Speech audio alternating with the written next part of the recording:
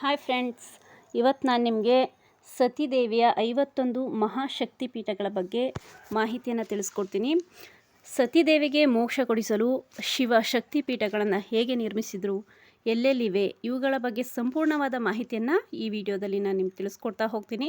ಹಾಗಾದರೆ ಯಾರೆಲ್ಲ ಮೊದಲನೇ ಬಾರಿ ನನ್ನ ವಿಡಿಯೋ ನೋಡ್ತಿದ್ದೀರಾ ಅವರೆಲ್ಲ ನನ್ನ ಚಾನಲ್ಗೆ ಸಬ್ಸ್ಕ್ರೈಬ್ ಮಾಡಿ. ಈ ವಿಡಿಯೋ ನಿಮಗೆ ಇಷ್ಟ ಆದರೆ ಒಂದು ಲೈಕ್ ಮಾಡಿ. ಹಾಗಾದರೆ ಬನ್ನಿ ಫ್ರೆಂಡ್ಸ್, ಈ ವಿಡಿಯೋದ ಬಗ್ಗೆ ಮಹಾಶಕ್ತಿ ಪೀಠಗಳ ಬಗ್ಗೆ ಸಂಪೂರ್ಣವಾದ ಮಾಹಿತಿನ ನಾವಿವತ್ತು ತಿಳ್ಕೊಳ್ತಾ ಹೋಗೋಣ. ದಕ್ಷ ಮಹಾರಾಜ ತನ್ನ ಮಗಳಾದ ಸತಿಯನ್ನು ಶಿವನ ಜೊತೆ ಮದುವೆ ಮಾಡ್ತಾರೆ. ಶಿವನ ಜೊತೆ ಸತಿದೇವಿಯನ್ನು ಮದುವೆ ಮಾಡೋದಕ್ಕೆ ದಕ್ಷ ಮಹಾರಾಜರಿಗೆ ಇಷ್ಟ ಇರಲ್ಲ. ಹಾಗಾಗಿ ಶಿವ ಮತ್ತು ಸತಿಯನ್ನು ತುಂಬ ಅವಮಾನಿಸ್ತಾರೆ. ಈ ರೀತಿ ಅವಮಾನಕ್ಕೀಡಾದಂತಹ ಸತಿದೇವಿ ತಾನೇ ಅಗ್ನಿಗೆ ಆಹುತಿಯಾಗಿ ಆತ್ಮಹತ್ಯೆ ಮಾಡ್ಕೊಳ್ತಾರೆ. ಸತಿದೇವಿ ಆತ್ಮಹತ್ಯೆ ಮಾಡಿಕೊಂಡ ನಂತರ ಶಿವ ತುಂಬ ಕ್ರೋಧದಿಂದ ಆ ಸತಿದೇವಿಯ ದೇಹವನ್ನು ಎತ್ತಿಕೊಂಡು ವಿಶ್ವ ಪರ್ಯಟನೆಗೆ ಹೊರಡ್ತಾರೆ. ಈ ಶಿವನ ಕೋಪಕ್ಕೆ ಇಡೀ ವಿಶ್ವವೇ ಭಸ್ಮವಾಗುವಂಥ ಪರಿಸ್ಥಿತಿ ಎದುರಾದಾಗ ವಿಷ್ಣು ಸತಿದೇಹವನ್ನು ಸುದರ್ಶನ ಚಕ್ರದಿಂದ 51 ತುಂಡುಗಳನ್ನಾಗಿ ಕತ್ತರಿಸ್ತಾರೆ. ಆ 51 ತುಂಡುಗಳು ಎಲ್ಲೆಲ್ಲಿ ಬಿದ್ದಿದೆವೋ, ಭೂಮಿಯ ಮೇಲೆ ಬಿದ್ದಿರುವಂತಹ ಎಲ್ಲೆಲ್ಲಿ ಭಾಗಗಳು ಬಿದ್ದಿದೆ ಅಲ್ಲೆಲ್ಲ ಒಂದು ಶಕ್ತಿಪೀಠವನ್ನು ಶಿವ ಶಕ್ತಿದೇವಿಗೆ ಮಾಡಿದ್ದಾರೆ. ಅದರ ಬಗ್ಗೆ ನಾನು ಇವಾಗ ನಿಮಗೆ ಮಾಹಿತಿಯನ್ನು ತಿಳಿಸ್ಕೊಡ್ತಾ ಹೋಗ್ತೀನಿ. ಹಾಗಾದರೆ ಬನ್ನಿ ಫ್ರೆಂಡ್, ಮೊದಲನೇದು ಬಂದು ಭೈರವಿ ಕೊಠರಿ ಪೀಠ. ಭೈರವಿ ಕೊಠರಿ ಪೀಠ ಸತಿದೇವಿಯ ಬ್ರಹ್ಮರಂಧ್ರ ಬಿದ್ದಿರುವಂಥ ಸ್ಥಳ. ಇದು ಪಾಕಿಸ್ತಾನದ ಕಾರಂಚಿಯಲ್ಲಿದೆ. ಎರಡನೇದು ಬಂದು ನಾರಾಯಣಿ ಪೀಠ. ಇದು ತಮಿಳುನಾಡಿನ ಸುಚೀಂದ್ರಮ್ಮ ಅನ್ನುವಂತಹ ಸ್ಥಳದಲ್ಲಿದೆ. ಇಲ್ಲಿ ಶಿವಲಿಂಗ ಇದೆ. ಇಲ್ಲಿನ ದೇವಿಯನ್ನು ನಾರಾಯಣಿ ದೇವಿ ಅಂತ ಕರೀತಾರೆ. ಇಲ್ಲಿ ಸತಿದೇವಿಯ ದಂತಭಕ್ತಿಗಳು ಬಿದ್ದಿದ್ದು ಅನ್ನೋ ಮಾಹಿತಿ ಸಿಗುತ್ತೆ. ಮೂರನೇದು ಬಂದು ವರಾಹಿ ಪೀಠ. ಇದು ಸತಿದೇವಿಯ ಕೆಳದಂತ ಪಂಕ್ತಿಗಳು ಬಿದ್ದಿದ್ದವು ಅಂತ ನಮಗೆ ಮಾಹಿತಿ ಸಿಗುತ್ತೆ. ಇದನ್ನು ಪಂಚಸಾಗರ ಅಂತ ಕರೀತಾರೆ. ನಾಲ್ಕನೇದು ಬಂದು ಅಂಬಿಕಾ ಪೀಠ. ಇದು ಪಂಜಾಬ್ನಲ್ಲಿದೆ. ಸತಿದೇವಿಯ ನಾಲಿಗೆ ಇಲ್ಲಿ ಬಿದ್ದಿತ್ತು ಅನ್ನೋ ಮಾಹಿತಿ ನಮಗೆ ಸಿಗ್ತಾ ಹೋಗುತ್ತೆ. ಹಾಗೆ ನೆಕ್ಸ್ಟ್ ಬಂದು ಅವಂತಿ ಪೀಠ. ಇದು ಮಧ್ಯಪ್ರದೇಶದ ಉಜ್ಜಯಿನಿಯಲ್ಲಿದೆ. ಸತಿದೇವಿಯ ಮೇಲ್ತುಟಿ ಇಲ್ಲಿ ಬಿದ್ದಿತ್ತು ಅನ್ನೋ ಮಾಹಿತಿ ನಮಗೆ ಸಿಗುತ್ತೆ. ಹಾಗೆ ನೆಕ್ಸ್ಟ್ ಬಂದು ಶಲ್ಲಾರ ಪೀಠ. ಇದು ಉತ್ತರ ಪ್ರದೇಶದಲ್ಲಿದೆ. ಇಲ್ಲಿ ಸತಿದೇವಿಯ ಕೆಳತುಟಿ ಬಿದ್ದಿತ್ತು ಅನ್ನೋ ಮಾಹಿತಿ ನಮಗೆ ಸಿಗುತ್ತೆ. ಮತ್ತು ಈ ಪೀಠವನ್ನು ಅಟ್ಟಹಾಸ ಪೀಠ ಅಂತ ಕೂಡ ಕರೀತಾರೆ. ಹಾಗೆ ನೆಕ್ಸ್ಟ್ ಬಂದು ಬ್ರಾಹ್ಮರಿ ಪೀಠ. ಇದು ಮಹಾರಾಷ್ಟ್ರದ ನಾಸಿಕದ ಪಂಚವಟಿಯಲ್ಲಿದೆ. ಇಲ್ಲಿ ಭದ್ರಕಾಳಿಯ ದೇವಸ್ಥಾನವಿದೆ. ಇಲ್ಲಿ ಸತಿದೇವಿಯ ಗಲ್ಲ ಬಿದ್ದಿತ್ತು ಅನ್ನೋ ಮಾಹಿತಿ ನಮಗೆ ಸಿಗ್ತಾ ಹೋಗುತ್ತೆ. ನೆಕ್ಸ್ಟ್ ಬಂದು ನಿಮಗೆ ಮಹಾಮಾಯಿ ಪೀಠ. ಮಹಾಮಾಯಿ ಪೀಠ ಕಾಶ್ಮೀರದ ಅಮರನಾಥದಲ್ಲಿದೆ. ಇಲ್ಲಿ ಹಿಮಶಿವಲಿಂಗ ಬಿದ್ದಿದೆ ಅಂತ, ಹಿಮಶಿವಲಿಂಗದಲ್ಲಿ ಸತಿದೇವಿಯ ಕತ್ತು ಬಿದ್ದಿತ್ತು ಅಂತ ನಮಗೆ ಮಾಹಿತಿ ಸಿಗ್ತಾ ಹೋಗುತ್ತೆ. ಇಲ್ಲಿನ ದೇವಿಯನ್ನು ಮಹಾಮಾಯಿ ಅಂತ ಕರೀತಾರೆ. ನೆಕ್ಸ್ಟ್ ಬಂದು ನಂದಿನಿ ಪೀಠ. ಇದು ಪಶ್ಚಿಮ ಬಂಗಾಳದಲ್ಲಿದೆ. ಸತಿದೇವಿಯ ಕಂಠಹಾರ ಇಲ್ಲಿ ಬಿದ್ದಿತ್ತು ಅನ್ನೋ ಪುರಾತನ ಉಲ್ಲೇಖಗಳು ನಮಗೆ ಸಿಗುತ್ತೆ. ಮರದ ಕೆಳಗೆ ಬಿದ್ದಿತ್ತು ಅನ್ನೋದು. ಹಾಗೆ ನೆಕ್ಸ್ಟ್ ಬಂದು ಮಹಾಲಕ್ಷ್ಮಿ ಪೀಠ. ಇದು ಆಂಧ್ರ ಪ್ರದೇಶದ ಶ್ರೀಶೈಲದಲ್ಲಿದೆ. ಮಲ್ಲಿಕಾರ್ಜುನ ದೇವಸ್ಥಾನದಲ್ಲಿ ಸತಿದೇವಿಯ ನಾಲಿಗೆ ಬಿದ್ದಿತ್ತು ಅಂತ ಇಲ್ಲಿ ನಮಗೆ ಮಾಹಿತಿ ಸಿಗುತ್ತೆ. ಹಾಗೆ ನೆಕ್ಸ್ಟ್ ಬಂದು ಕಾಳಿಕಾ ಪೀಠ. ಇದು ಪಶ್ಚಿಮ ಬಂಗಾಳದಲ್ಲಿದೆ. ಇಲ್ಲಿ ಸತಿದೇವಿಯ ಕರಳು ಬಿದ್ದಿತ್ತು ಅನ್ನೋ ಮಾಹಿತಿ ನಮಗೆ ಸಿಗ್ತಾ ಹೋಗುತ್ತೆ. ನೆಕ್ಸ್ಟ್ ಬಂದು ನಿಮಗೆ ಉಮಾ ಮತ್ತು ಮಹಾದೇವಿ ಪೀಠ. ಇದು ಉತ್ತರ ಪ್ರದೇಶದಲ್ಲಿದೆ. ಇಲ್ಲಿ ದುರ್ಗಾ ಮಂದಿರಗಳಿವೆ. ಹಾಗಾಗಿ ಇಲ್ಲಿ ಸತಿದೇವಿಯ ಎಡಹೆಗಲು ಬಿದ್ದಿದೆ ಅನ್ನೋ ಮಾಹಿತಿ ನಮ್ಗೆ ಸಿಗುತ್ತೆ. ನೆಕ್ಸ್ಟ್ ಬಂದು ನಿಮಗೆ ಕುಮಾರಿ ಪೀಠ. ಕುಮಾರಿ ಪೀಠದಲ್ಲಿ ಇದು ತಮಿಳುನಾಡಿನಲ್ಲಿದೆ. ಇಲ್ಲಿ ಸತಿದೇವಿಯ ಬಲಹೆಗಿಲು ಬಿದ್ದಿದೆ ಅನ್ನೋ ಮಾಹಿತಿ ನಮಗೆ ಸಿಗುತ್ತೆ. ಇಲ್ಲಿ ಶಿವನು ಭೈರವ ರೂಪದಲ್ಲಿ ನೆಲೆಸಿದ್ದಾರೆ ಅನ್ನೋ ಮಾಹಿತಿ ಕೂಡ ಸಿಗುತ್ತೆ. ಹಾಗೆ ನೆಕ್ಸ್ಟ್ ಬಂದು ಚಂದ್ರಭಾಗ ಪೀಠ. ಇದು ಸೌರಾಷ್ಟ್ರದಲ್ಲಿದೆ. ಇಲ್ಲಿ ಸತಿದೇವಿಯ ಹೊಟ್ಟೆ ಬಿದ್ದಿತ್ತು ಅನ್ನೋ ಮಾಹಿತಿ ನಮ್ಗೆ ಸಿಗುತ್ತೆ. ಹಾಗೆ ನೆಕ್ಸ್ಟ್ ಬಂದು ತ್ರಿಪುರ ಮಾಲಿನಿ ಪೀಠ. ಇದು ಪಂಜಾಬಿನಲ್ಲಿದೆ. ಸತಿದೇವಿಯ ಎಡಸ್ಥಾನ ಇಲ್ಲಿ ಬಿದ್ದಿತ್ತು ಅನ್ನೋ ಮಾಹಿತಿ ನಮ್ಗೆ ಸಿಗುತ್ತೆ. ನೆಕ್ಸ್ಟ್ ಶಿವಾನಿ ಪೀಠ. ಶಿವಾನಿ ಪೀಠ ಮೈಹಾರದ ಶಾರದಾ ಮಂದಿರದಲ್ಲಿ ಸತಿದೇವಿಯ ಬಲಸ್ಥಾನ ಬಿದ್ದಿತ್ತು ಅಂತ ನಮಗೆ ಇತಿಹಾಸ ಪುಟದಲ್ಲಿ ಮಾಹಿತಿಗಳು ಸಿಗುತ್ತೆ. ನೆಕ್ಸ್ಟ್ ಬಂದು ಜಯದುರ್ಗ ಪೀಠ. ಇದು ಉತ್ತರ ಪ್ರದೇಶದಲ್ಲಿದೆ. ಸತಿದೇವಿಯ ಹೃದಯ ಇಲ್ಲೇ ಬಿದ್ದಿತ್ತು ಅನ್ನೋ ಮಾಹಿತಿ ನಮ್ಗೆ ಸಿಗುತ್ತೆ. ಅದರಿಂದ ಇದನ್ನ ವೈದ್ಯನಾಥ ಕ್ಷೇತ್ರ ಅಂತ ಕೂಡ ಕರೀತಾರೆ. ನೆಕ್ಸ್ಟ್ ಬಂದು ಮಹಿಷಮರ್ದಿನಿ ಪೀಠ. ಇದು ಪಶ್ಚಿಮ ಬಂಗಾಳದಲ್ಲಿದೆ. ಸ್ಮಶಾನದಲ್ಲಿ ಸತಿದೇವಿಯ ಮನಸ್ಸು ಬಿದ್ದಿತ್ತು ಅನ್ನೋ ಉಲ್ಲೇಖಗಳು ನಮಗಿಲ್ಲಿ ಸಿಗ್ತಾ ಹೋಗುತ್ತೆ. ನೆಕ್ಸ್ಟ್ ಬಂದು ಶರವಾಣಿ ಪೀಠ. ಇದು ದಕ್ಷಿಣ ಭಾರತದಲ್ಲಿದೆ. ಇಲ್ಲಿ ಸತಿದೇವಿಯ ಬೆನ್ನು ಬಿದ್ದಿತ್ತು ಅನ್ನೋ ಮಾಹಿತಿ ನಮ್ಗೆ ಸಿಗುತ್ತೆ. ಹಾಗೆ ನೆಕ್ಸ್ಟ್ ಬಂದು ಬಹುಲ ಅಥವಾ ಚಾಂಡಿಕ ಪೀಠ. ಇದು ಪಶ್ಚಿಮ ಬಂಗಾಳದ ಕೇತುಬ್ರಹ್ಮ ಗ್ರಾಮದಲ್ಲಿದೆ. ಇಲ್ಲಿ ಸತಿದೇವಿಯ ಎಡತೋಳು ಬಿದ್ದಿತ್ತು ಅನ್ನೋ ಮಾಹಿತಿ ನಮ್ಗೆ ಸಿಗುತ್ತೆ. ಹಾಗೆ ನೆಕ್ಸ್ಟ್ ಬಂದು ಭವಾನಿ ಪೀಠ. ಇದು ಬಾಂಗ್ಲಾದೇಶದ ಚಂದ್ರಶೇಖರ ಪರ್ವತದಲ್ಲಿ ಸತಿದೇವಿಯ ಬಲತೋಳು ಬಿದ್ದಿತ್ತು ಅನ್ನೋ ಮಾಹಿತಿ ನಮ್ಗೆ ಸಿಗುತ್ತೆ. ನೆಕ್ಸ್ಟು ಮಂಗಲ ಚಾಂಡಿಕ ಪೀಠ. ಇದು ಮಧ್ಯಪ್ರದೇಶದಲ್ಲಿ ಉಜ್ಜಯಿನಿಯಲ್ಲಿದೆ. ಈ ಕ್ಷೇತ್ರದಲ್ಲಿ ಯಾವುದೇ ಮೂರ್ತಿ ಇಲ್ಲ, ಮೊಣಕೈಯನ್ನು ಪೂಜೆ ಮಾಡಿ ನಮಗೆ ಕೊಡ್ತಾ ಹೋಗ್ತಾರೆ. ನೆಕ್ಸ್ಟ್ ಬಂದು ಗಾಯತ್ರಿ ಪೀಠ. ಇದು ರಾಜಸ್ಥಾನದ ಬ್ರಹ್ಮಕುಷ್ಮರದಲ್ಲಿದೆ. ಸತಿದೇವಿ 2 ಕಣ್ಣುಗಳು ಇಲ್ಲಿ ಬಿದ್ದಿದ್ದು ಅನ್ನೋದು ನಮಗೆ ಮಾಹಿತಿ ಸಿಗುತ್ತೆ. ನೆಕ್ಸ್ಟ್ ದಾಕ್ಷಾಯಿಣಿ ಪೀಠ. ಇದು ಸರೋವರದ ದಂಡೆಯಲ್ಲಿದೆ. ಸತಿದೇವಿಯ ಬಲಗೈ ಬಿದ್ದಿತ್ತು ಅನ್ನೋ ಮಾಹಿತಿ ನಮಗೆ ಸಿಗ್ತಾ ಹೋಗುತ್ತೆ.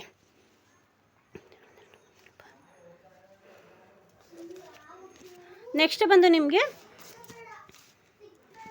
ಮೂಲದಾತ್ರಿ ಪೀಠ. ಮೂಲದಾತ್ರಿ ಪೀಠ ಬಂದು ಪಶ್ಚಿಮ ಬಂಗಾಳದಲ್ಲಿದೆ. ಇದು ಪೈರಾಟ ಗ್ರಾಮದಲ್ಲಿದೆ. ಸತಿದೇವಿಯ ದಕ್ಷಿಣ ಪಾದದ ಬೆರಳುಗಳು ಬಿದ್ದಿದ್ದು ಅನ್ನೋ ಮಾಹಿತಿ ನಮಗಿಲ್ಲಿ ಸಿಗ್ತಾ ಹೋಗುತ್ತೆ. ನೆಕ್ಸ್ಟ್ ಅಂಬಿಕಾ ಪೀಠ. ಅಂಬಿಕಾ ಪೀಠ ರಾಜಸ್ಥಾನದ ದಾಹಿನಿಯಲ್ಲಿದೆ. ಇಲ್ಲಿ ಕಾಲು ಬೆರಳುಗಳು ಬಿದ್ದಿದ್ದು ಅಂತ ನಮಗೆ ಉಲ್ಲೇಖಗಳು ಸಿಗುತ್ತೆ. ಹಾಗೆ ಕಾಳಿಕಾ ಪೀಠ.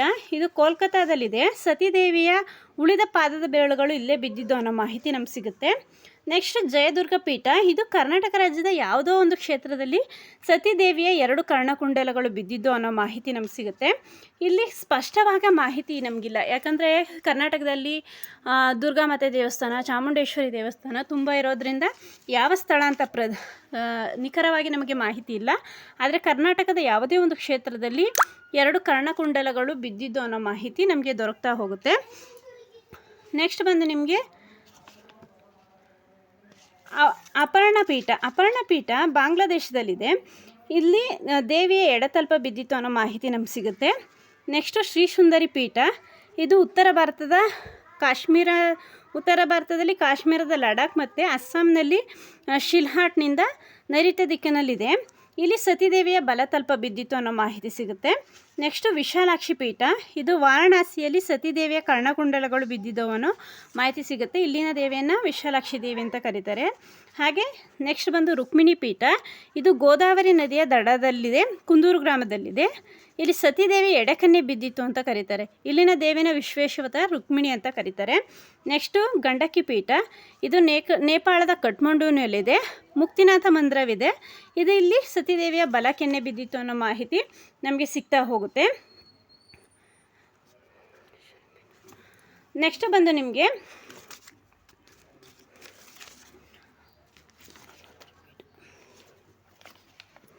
ಯಶ್ವರೇಶ್ವರಿ ಪೀಠ. ಇದು ಬಾಂಗ್ಲಾದೇಶದಲ್ಲಿ ಈಶ್ವರಿಪುರದಲ್ಲಿದೆ. ಇಲ್ಲಿ ಸತಿದೇವಿಯ ಎಡಗೈ ಬಿದ್ದಿತ್ತು ಅನ್ನೋ ಮಾಹಿತಿ ನಮಗೆ ಸಿಗುತ್ತೆ. ನೆಕ್ಸ್ಟು ಲಲಿತಾ ಪೀಠ. ಲಲಿತಾ ಪೀಠ ಪ್ರಯಾಗ ಕ್ಷೇತ್ರದಲ್ಲಿದೆ. ಇಲ್ಲಿ ಸತಿದೇವಿಯ ಕೈಬೆರಳುಗಳು ಬಿದ್ದಿದ್ದು ಅನ್ನೋ ಉಲ್ಲೇಖ ಸಿಗುತ್ತೆ. ನೆಕ್ಸ್ಟ್ ವಿಮಲಾ ಪೀಠ ಒರಿಸ್ಸಾದಲ್ಲಿದೆ. ಸತಿದೇವಿಯ ಹೊಕ್ಕಳು ಬಿದ್ದಿತ್ತು ಅನ್ನೋ ಮಾಹಿತಿ ಸಿಗುತ್ತೆ. ನೆಕ್ಸ್ಟ್ ಬಂದು ದೇವಗರ್ಭ ಪೀಠ. ಇದು ತಮಿಳುನಾಡಿನಲ್ಲಿದೆ. ಸತಿದೇವಿಯ ಅಸ್ಥಿ ಬಿದ್ದಿದ್ದು ಇಲ್ಲೇ ಅಂತ ಹೇಳ್ತಾರೆ. ನೆಕ್ಸ್ಟು ಕಾಳಿಕಾ ಪೀಠ. ಯಾವ ಸ್ಥಳ ಎಂಬುದು ತಿಳಿದು ಬಂದಿಲ್ಲ. ಇಲ್ಲಿ ಸತಿದೇವಿಯ ವಾಮನಿಂಬ ಬಿದ್ದಿತ್ತು ಅನ್ನೋದ ಉಲ್ಲೇಖ ನಮಗೆ ಸಿಗುತ್ತೆ. ನೆಕ್ಸ್ಟು ಶೂಣಾಕ್ಷಿ ಪೀಠ. ಇದು ಅಮರಕಂಟಕದಲ್ಲಿದೆ. ಸತಿದೇವಿಯ ದಾಕ್ಷಾಯಿಣಿ ತಂಬ ಇಲ್ಲಿ ಬಿದ್ದಿತ್ತು ಅನ್ನೋ ಮಾಹಿತಿ ನಮಗೆ ಸಿಗ್ತಾ ಹೋಗುತ್ತೆ. ನೆಕ್ಸ್ಟು ಶೂಣಾಕ್ಷಿ ಪೀಠ. ಕಾಮಾಕ್ಷಿ ಪೀಠ. ಅಸ್ಸಾಂನಲ್ಲಿ ಸತಿದೇವಿಯ ಕಾಮಾಕ್ಷಿ ಪೀಠದಲ್ಲಿ ಸತಿದೇವಿಯನ್ನು ಕಾಮಾಕ್ಷಿ ರೂಪದಲ್ಲಿ ಪೂಜಿಸ್ತಾ ಹೋಗ್ತಾರೆ. ಇದು ಕಾಮಾಕ್ಷಿ ಪೀಠ. ನೆಕ್ಸ್ಟ್ ಬಂದು ಮಹಾಮಾಯಿ ಪೀಠ. ಇಲ್ಲಿ ನೇಪಾಳದಲ್ಲಿ ಸತಿದೇವಿ 2 ಮೊಣಕಾಲುಗಳು ಬಿದ್ದಿದ್ದು ಅನ್ನೋ ಮಾಹಿತಿ ನಮ್ಗೆ ಸಿಗುತ್ತೆ. ನೆಕ್ಸ್ಟು ಜಯಂತಿ ಪೀಠ. ಅರುಣಾಚಲದಲ್ಲಿ ಸತಿದೇವಿಯ ತೊಡೆ ಬಿದ್ದಿತ್ತು ಅನ್ನೋ ಮಾಹಿತಿ ನಮ್ಗೆ ಸಿಗುತ್ತೆ. ನೆಕ್ಸ್ಟ್ ಸರ್ವಾನಂದ ಕರಿಪೀಠ. ಬಿಹಾರದ ಪಾಟ್ನಾದಲ್ಲಿದೆ. ಇಲ್ಲಿ ಸತಿದೇವಿ ಎಡತೊಡೆ ಬಿದ್ದಿತ್ತು ಅನ್ನೋ ಮಾಹಿತಿ ಸಿಗುತ್ತೆ. ನೆಕ್ಸ್ಟ್ ಬ್ರಾಹ್ಮರಿ ಪೀಠ. ಇದು ಡಾರ್ಜಿಲಿಂಗ್ನಲ್ಲಿದೆ. ಇದನ್ನ ತ್ರಿಶೋತ್ರ ಕ್ಷೇತ್ರ ಅಂತಲೂ ಕೂಡ ಕರೀತಾರೆ. ಇಲ್ಲಿ ಸತಿದೇವಿಯ ವಾಮಪಾದ ಬಿದ್ದಿತ್ತು ಅನ್ನೋ ಮಾಹಿತಿ ನಮ್ಗೆ ಸಿಗುತ್ತೆ. ಇಲ್ಲಿ ಈಶ್ವರರು ನೆಲೆಸಿದ್ದಾರೆ ಭೈರವ ರೂಪದಲ್ಲಿ. ನೆಕ್ಸ್ಟ್ ತ್ರಿಪುರ ಸುಂದರಿ ಪೀಠ. ಇದು ಈಶಾನ್ಯ ರಾಜ್ಯಗಳಲ್ಲಿ ಆಗ್ನೇಯ ದಿಕ್ಕಿನಲ್ಲಿದೆ. ಇಲ್ಲಿ ಸತಿದೇವಿಯ ದಕ್ಷಿಣ ಪಾದ ಬಿದ್ದಿತ್ತು ಅನ್ನೋ ಮಾಹಿತಿ ಸಿಗುತ್ತೆ. ನೆಕ್ಸ್ಟ್ ಬಂದು ಕಪಾಲಿನಿ ಪೀಠ. ಇದು ಪಶ್ಚಿಮ ಬಂಗಾಳದಲ್ಲಿದೆ. ಸತಿದೇವಿಯ ದಖನ ಬಿದ್ದಿತ್ತು ಅನ್ನೋ ಮಾಹಿತಿ ಸಿಗುತ್ತೆ. ನೆಕ್ಸ್ಟು ಸಾವಿತ್ರಿ ಪೀಠ. ಕುರುಕ್ಷೇತ್ರ ಇಲ್ಲೇ ನಡೆದಿದ್ದಂಥ ಸ್ಥಳ ಇದು. ಇಲ್ಲಿ ಸತಿದೇವಿಯ ದಕ್ಷಿಣ ಗುಲ್ಫ ಬಿದ್ದಿತ್ತು ಅನ್ನೋ ಮಾಹಿತಿ ಸಿಗುತ್ತೆ. ನೆಕ್ಸ್ಟ್ ಬಂದು ಇಂದ್ರಾಕ್ಷಿ ಪೀಠ. ಇದು ಶ್ರೀಲಂಕಾದ ಸತಿದೇವಿಯ ಗೆಜ್ಜೆ ಬಿದ್ದಿತ್ತು ಅನ್ನೋ ಮಾಹಿತಿ ನಮಗೆ ಸಿಗ್ತಾ ಹೋಗುತ್ತೆ. ಇದಿಷ್ಟು ಫ್ರೆಂಡ್ಸ್ ಬಂದು ಸತಿದೇವಿಯ 51 ಮಹಾಶಕ್ತಿಪೀಠಗಳ ಬಗ್ಗೆ ನಮಗೆ ಇತಿಹಾಸ ಪುಟದಲ್ಲಿ ಸಿಗುವಂತಹ ಮಾಹಿತಿಗಳು. ಈ ವಿಡಿಯೋ ಬಗ್ಗೆ ಇದಿಷ್ಟು ಬಂದು ನಿಮ್ಗೆ ಈ ರೀತಿಯಾಗಿ ಸತಿದೇವಿಯ 51 ಅಂಗಗಳ ಭಾಗಗಳನ್ನು ಭೂಮಿಯ ಮೇಲೆ ಎಲ್ಲೆಲ್ಲಿ ಬಿದ್ದಿದೆವೋ ಅಲ್ಲಲ್ಲೆಲ್ಲ ಶಿವನು ಒಂದೊಂದು ಮಂದಿರವನ್ನಾಗಿ ಮಾಡಿ, ಪೀಠಗಳನ್ನಾಗಿ ಮಾಡಿ, ಅಲ್ಲಿ ಶಿವನ ಒಂದು ಅಂಶವಾದ ಭೈರವನನ್ನು ಅದರ ಕಾವಲಿಗೋಸ್ಕರ ಇರಿಸ್ತಾರೆ. ಸ್ವತಃ ಭೈರವನ ಅಂಶದಲ್ಲಿ ಶಿವನೇ ಅಲ್ಲಿ ಕಾಯ್ತಾ ಇರ್ತಾರೆ. ಈ ರೀತಿಯಾಗಿ ಸತಿದೇವಿಗೆ ಮೋಕ್ಷವನ್ನು ಕೊಡಿಸೋದಕ್ಕೋಸ್ಕರ ಶಿವನು ಶಕ್ತಿಪೀಠಗಳನ್ನು ಮಾಡಿದ್ದು. ಈ ಶಕ್ತಿಪೀಠಗಳ ನಂತರ ಸತಿದೇವಿ ಮೋಕ್ಷವನ್ನು ಹೊಂದಿ ಮುಂದೆ ಲೋಕ ಕಲ್ಯಾಣಕ್ಕಾಗಿ ಸತಿದೇವಿಯವರು ಪಾರ್ವತಿ ಅವತಾರದಲ್ಲಿ ಶಿವನನ್ನು ವಿವಾಹವಾಗಿ ಈ ಲೋಕದ ಕಲ್ಯಾಣಕ್ಕೆ ಮುಂದಾಗ್ತಾ ಹೋಗ್ತಾರೆ. ಇದ್ರ ಬಗ್ಗೆ ಶಿವಶಕ್ತಿಯರ 51 ಮಹಾಶಕ್ತಿಪೀಠಗಳ ಬಗ್ಗೆ ನಮಗೆ ತಿಳಿದಂಥ ಇತಿಹಾಸ ಪುಟದಲ್ಲಿ ತಿಳಿದಂಥ ಕೆಲವೊಂದು ಮಾಹಿತಿಗಳನ್ನು ನಾನು ನಿಮಗೆ ತಿಳಿಸ್ಕೊಟ್ಟಿದ್ದೀನಿ. ಇದರಲ್ಲಿ ಏನಾದರೂ ಲೋಪದೋಷಗಳು ಕಂಡು ಬಂದಿದ್ದರೆ ದಯವಿಟ್ಟು ಕ್ಷಮಿಸಿ. ಹಾಗೆ ಈ ವಿಡಿಯೋ ನಿಮಗೆ ಇಷ್ಟ ಆಗಿದ್ದರೆ ನನಗೆ ಒಂದು ಲೈಕ್ ಮಾಡಿ. ಮುಂದೆ ಇಂಥದ್ದೇ ಇನ್ನೂ ಧಾರ್ಮಿಕ ವಿಷಯಗಳ ಬಗ್ಗೆ ನಿಮಗೆ ಮಾಹಿತಿಯನ್ನು ತಿಳಿಸ್ಕೊಡ್ಬೇಕು ಅಂತ ಇದ್ದರೆ, ಯಾವ ಧಾರ್ಮಿಕ ವಿಷಯದ ಬಗ್ಗೆ ನಾನು ನಿಮಗೆ ಮಾಹಿತಿ ತಿಳಿಸ್ಕೊಡ್ಬೇಕು ಅದರ ಬಗ್ಗೆ ನನಗೆ ಕಮೆಂಟ್ ಮಾಡಿ. ಅದೇ ಧಾರ್ಮಿಕ ವಿಷಯವನ್ನು ನಾನು ನಿಮಗೆ ಸರ್ಚ್ ಮಾಡಿ ಇತಿಹಾಸದಲ್ಲಿ ಹುಡುಕಿ ನಾನು ನಿಮಗೆ ತಿಳಿಸ್ಕೊಡ್ತಾ ಹೋಗ್ತೀನಿ. ಹಾಗೆ ನನ್ನ ಚಾನಲ್ನ ಹೀಗೆ ಸಪೋರ್ಟ್ ಮಾಡಿ. ಮುಂದೆ ನಾನು ಹೊಸ ಹೊಸ ವಿಷಯಗಳನ್ನ ನಿಮಗೆ ತಿಳಿಸ್ಕೊಡ್ಬೇಕು ಅಂದರೆ, ನನಗೆ ಸಪೋರ್ಟ್ ಮಾಡಬೇಕು ಅಂದರೆ ಸಬ್ಸ್ಕ್ರೈಬ್ ಮಾಡ್ಕೊಳ್ಳಿ. ಏನೇ ಒಂದು ವಿಷಯದ ಬಗ್ಗೆ ನಿಮಗೆ ಮಾಹಿತಿ ಬೇಕು ಅಂದರೂ ನನಗೆ ಕಮೆಂಟ್ ಮುಖಾಂತರ ತಿಳಿಸಿ. ಹಾಗೆ ಹೊಸ ಹೊಸ ವಿಷಯಗಳನ್ನ ನಾನು ನಿಮ್ಗೆ ತಿಳಿಸ್ಕೊಡ್ತಾ ಹೋಗ್ತೀನಿ. ಈ ವಿಡಿಯೋ ಇಷ್ಟ ಆಗಿದ್ದರೆ ಒಂದು ಲೈಕ್ ಮಾಡಿ. ಇಷ್ಟೊತ್ತು ತಮ್ಮೆಲ್ಲರ ಒಂದು ಸಮಯವನ್ನು ಕೊಟ್ಟು ಈ ವಿಡಿಯೋ ನೋಡೋದಕ್ಕೆ ಎಲ್ಲರಿಗೂ ಧನ್ಯವಾದಗಳನ್ನ ತಿಳಿಸ್ತೀನಿ. ಹಾಗೆ ಸಬ್ಸ್ಕ್ರೈಬ್ ಮಾಡಿ, ಸಪೋರ್ಟ್ ಮಾಡಿ. ಸತಿದೇವಿಯ ಬಗ್ಗೆ, ಈ ಸತಿದೇವಿ ನಿಮ್ಮೆಲ್ಲರಿಗೂ ಆರೋಗ್ಯ, ಆಯುಷ್ಯ, ಐಶ್ವರ್ಯ ಕೊಟ್ಟು ಸಕಲ ಸೌಭಾಗ್ಯವನ್ನು ಕೊಟ್ಟು ಕಾಪಾಡಲಿ ಅಂತ ಹರಿಸ್ತೀನಿ. ನವರಾತ್ರಿಯ ಟೈಮಲ್ಲಿ ಈ ಸತಿದೇವಿಯ ಶಕ್ತಿಪೀಠಗಳ ಬಗ್ಗೆ ಮಾಹಿತಿಯನ್ನು ತಿಳಿದುಕೊಳ್ಳೋದು, ಸತಿದೇವಿ ನಮಗೆ ಕೊಡುವಂಥ ಆರೋಗ್ಯ, ಐಶ್ವರ್ಯ, ಧನ ಲಾಭಗಳ ಬಗ್ಗೆ ನಮ್ಮ ವೃದ್ಧಿ ಆಗ್ತಾ ಹೋಗುತ್ತೆ. ಎಲ್ಲರಿಗೂ ಒಳ್ಳೆಯದಾಗಲಿ, ಆ ದೇವಿ ಎಲ್ಲರನ್ನು ಕಾಪಾಡಲಿ ಅಂತ ನಾನು ಕೇಳ್ಕೊತೀನಿ. ಧನ್ಯವಾದಗಳು.